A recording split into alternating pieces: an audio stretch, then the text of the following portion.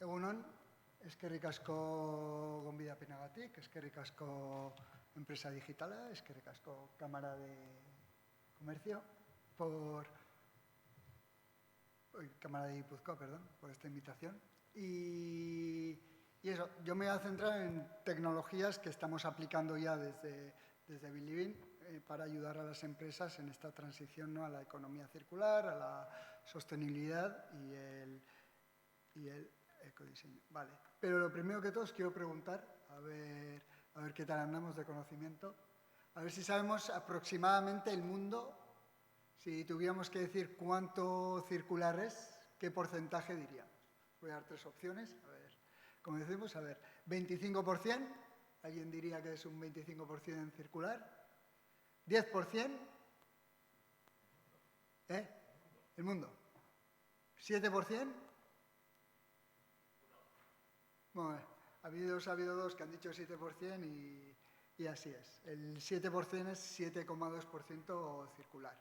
Este es un estudio que salía anualmente, ahora han parado, que lo dice Circle Economy, que son unos holandeses que sacan todos los años Circularity Gap Report, en el que, bueno, se ha visto que desde que empezaron en 2019 a 2022, que sacaron este último dato, ha ido decreciendo la circularidad en el mundo. Empezaron con 9,8, si mal no recuerdo, y ha ido bajando, ¿no? Por lo tanto, esto se debe principalmente a que se ha seguido y aumentando la extracción de materias primas. Pero bueno, supongo que todos sabremos, pero cuando hablamos de economía circular, ¿no?, ¿de qué estamos hablando?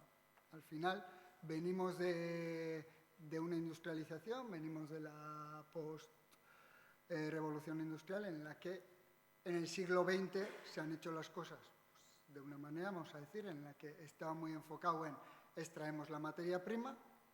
Una vez extraemos la materia prima, producimos en varias fases un producto, un bien, se utiliza y la perspectiva final era, ¿no?, la de eliminar, es decir, un ordenador, hoy en día pues, ya hay ordenadores que se pueden desmontar, se pueden aprovechar partes, sobre todo hay una minería, pero antes muchas veces acababa en vertederos, se acababa quemando o acababa donde acababa. Entonces, la economía circular lo que nos está aportando es, o lo que aporta es, bueno, vamos a pensar que el mundo o la naturaleza per se no genera ningún tipo de residuo. Entonces, vamos a ver cómo intentamos adaptar nuestra base productiva, nuestra industrialización, a esos cierres de ciclo que aquí se ve como materiales técnicos o materiales biológicos.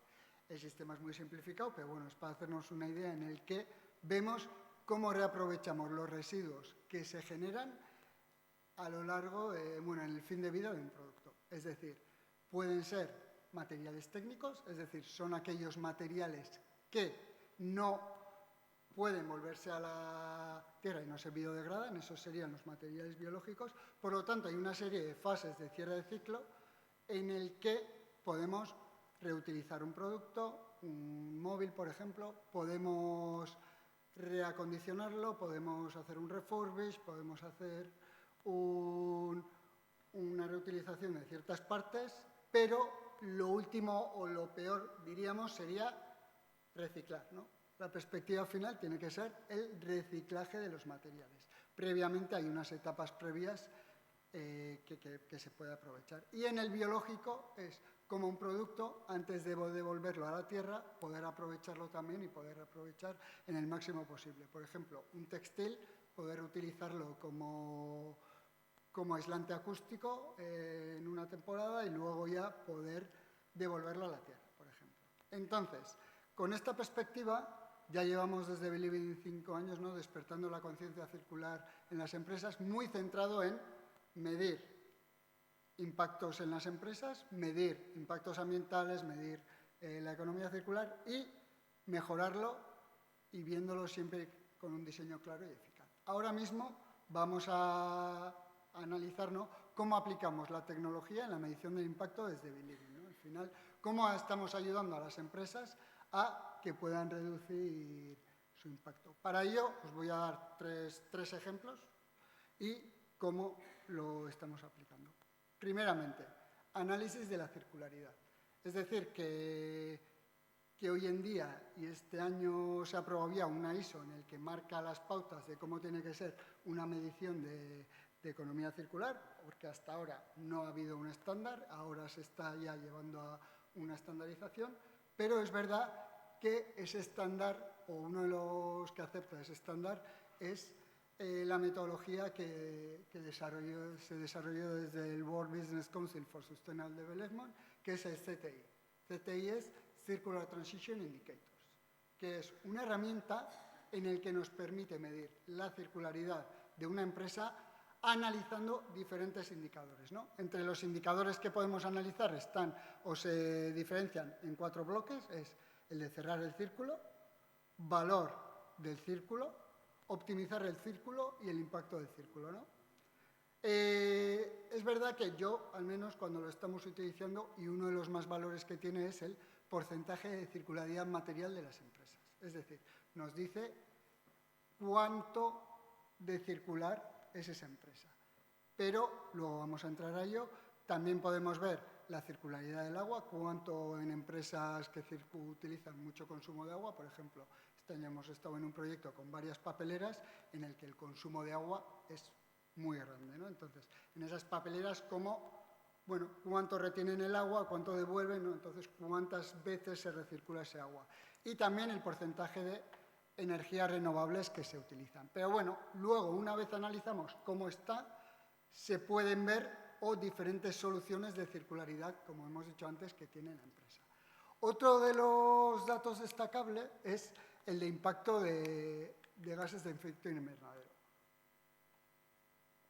No nos dice tanto cuánto es el impacto de huella de carbono del producto, sino nos hace una comparativa de tu producto está de esta manera y si fuera 100% circular, ¿cuánto estarías dejando de reducir, ¿no? Al final es cómo incentivar a la empresa a que vaya bajando, o sea, vaya tomando medidas.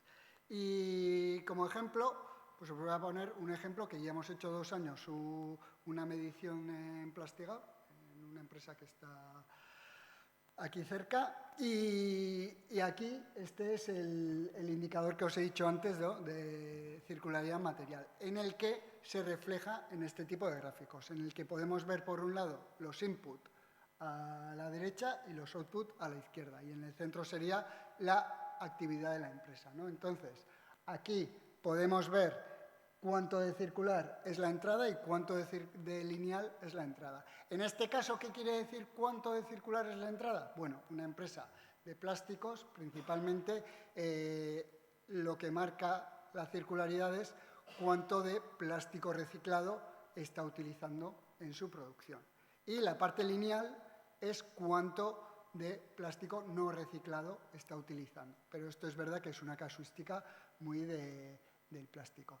En la parte central lo que vemos es, y se ve, es el potencial de lo que genera, en este caso, en Plastigaur, se podría reciclar. Es decir, casi el 98% de lo que genera Plastigaur se podría reciclar. ¿Por qué?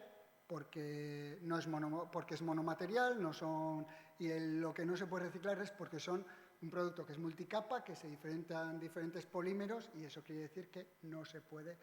Hoy por hoy no hay tecnología para reciclarlo. Por lo tanto, el potencial de poder reciclar es muy alto.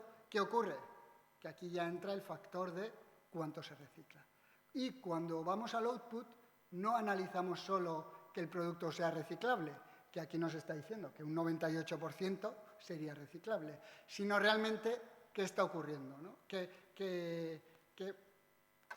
Cuánto se recoge y de eso de que se recoge, cuánto acaba reciclado, ¿no? Por lo tanto, nos da una foto bastante certera de, vale, pues la empresa hasta aquí pues está haciendo muy bien, pero es verdad que luego hay otros factores externos que condicionan esa circularidad. Por lo tanto, bueno, es los datos que dan.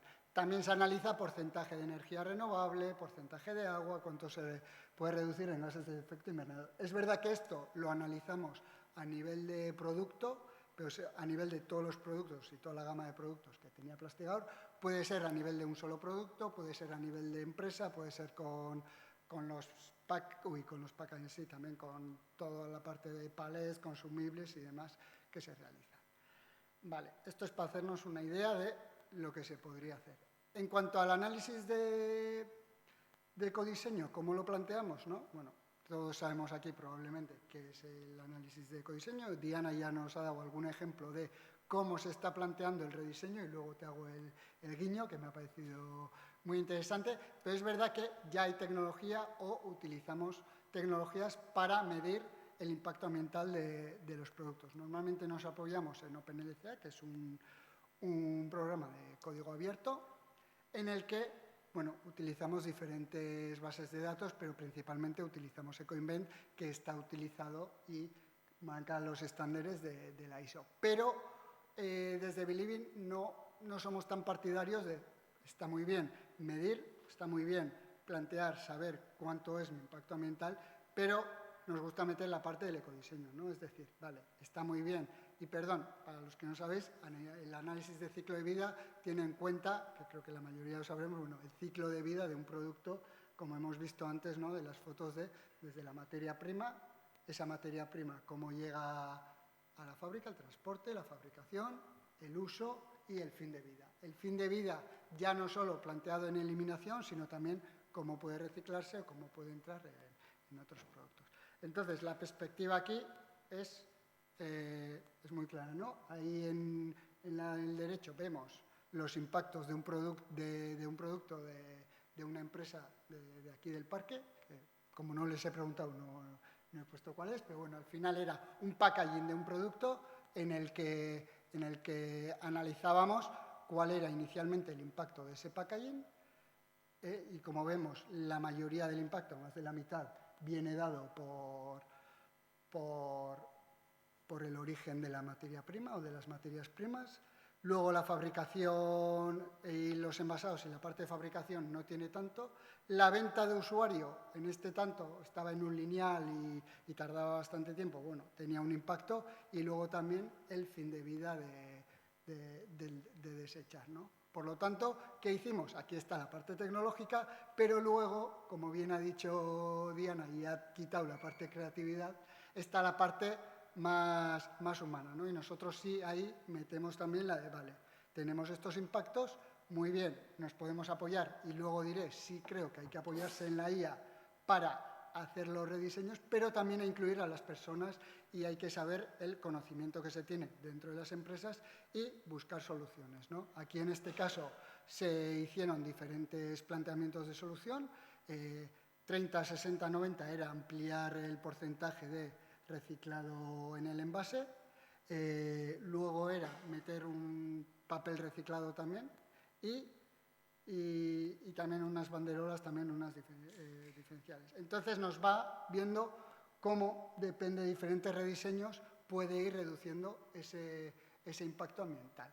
Muy claramente era para definir una estrategia de cómo podemos llevar a cabo esa reducción.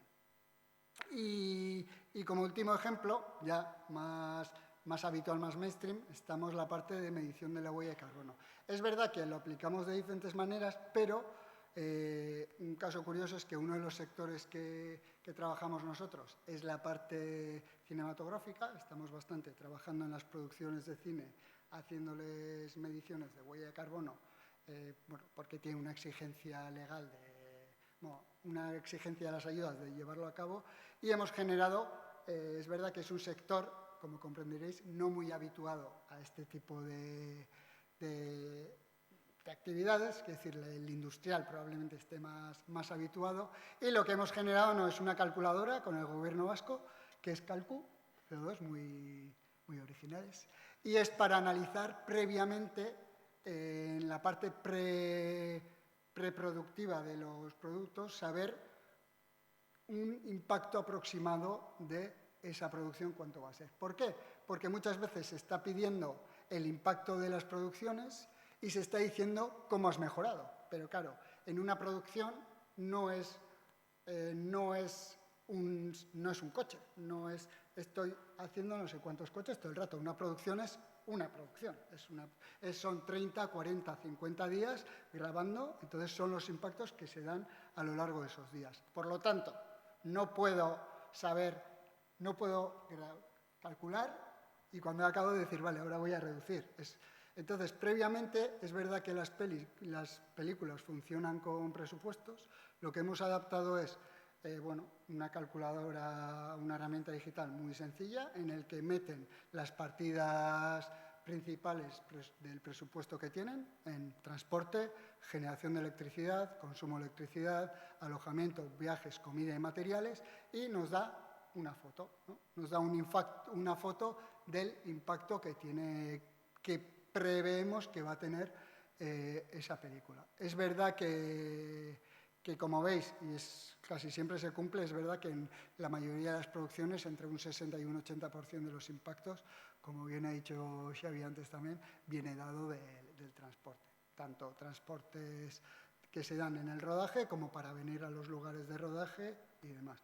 Por lo tanto, es una herramienta sencilla, habitual, aterrizada a utilizar en un sector que no están acostumbrados a generar ese volumen de datos que a veces hace falta para luego, porque al final es 80 personas, cómo se están moviendo, qué están comiendo, ¿no? Entonces, es como simplificarlo, aunque luego hacemos también la medición final de cuánto ha tenido ese impacto en las películas. Y como guiño final, ¿no? ¿Dónde vemos la aplicación de la IA para mejorar el impacto? Y sin haber hablado con Diana previamente, el punto 1 yo lo veía clarísimo. Es decir, nosotros es verdad que internamente hacemos pruebas, estamos pensando a futuro cómo aplicarlo, todavía es más cosa interna que algo externo, pero en el diseño, en el rediseño lo veo muy claro, ¿no? Es decir, sobre todo desde la perspectiva circular, ellas lo están planteando más desde la reducción del impacto ambiental junto con el ECC, con los costes, pero al final es cómo rediseñar los productos, ¿no? Esa parte que hemos dicho, unir lo humano con qué búsqueda de soluciones puede haber, ¿no? Qué búsqueda de alternativas me puede dar, que la IA me pueda acompañar en esa parte de rediseñar los productos, ¿no? Evidentemente, en la parte de gestión de residuos también, como hemos visto antes en Plastigao, el 98% del producto que genera puede ser reciclable, pero no llega a un 30%, a un 30 y pico lo que realmente acaba reciclado, ¿no? Por lo tanto, ese sistema de reciclaje tiene mucho que mejorar. Y finalmente, y le doy el guiño al próximo ponente, ¿no? La optimización de los procesos, ¿no?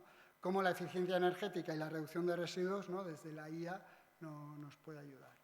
Esto es todo, muchas gracias y si hay cualquier pregunta será un placer.